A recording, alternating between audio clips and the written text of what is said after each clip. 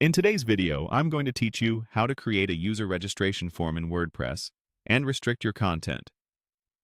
We'll build a clean registration section right in the WordPress site editor, adjust its layout so it looks great, and then publish the page so it's ready to use as your gateway to protected content. You don't need to install anything extra for this walkthrough. We're focusing on using the editor that comes with modern WordPress themes. Start by opening your WordPress site editor and navigating to the page or template where you want signups to happen. This could be a landing page for an ebook or any content you plan to protect.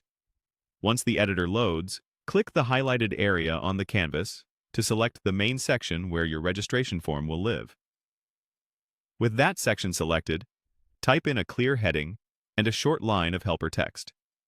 Keep it simple and action-oriented, like a welcome line followed by what users will get once they register. Next, use the highlighted control to open your insert options and add your registration area.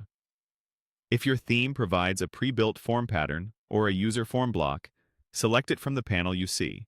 If not, add the form layout you plan to use and you can connect it to your registration settings afterward. The key here is to place the form inside the section you just selected so the styling and spacing carry through consistently.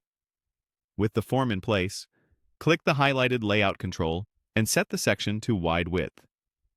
This gives the form room to breathe on larger screens without pushing it edge to edge. If you want the fields to feel more spacious, use the highlighted design controls to tweak padding, adjust field widths, and align your submit button so it's easy to find. Small spacing tweaks make a big difference to conversion and accessibility. If your design calls for a bold, edge-to-edge hero feel, click the highlighted setting again and change the section to full width. Preview the result. If it feels too stretched, simply switch back to wide. Before wrapping up, use the highlighted controls to confirm any final adjustments. Then click Save. WordPress will summarize the changes you're about to apply. Confirm those changes, and when you're ready to go live, click Launch.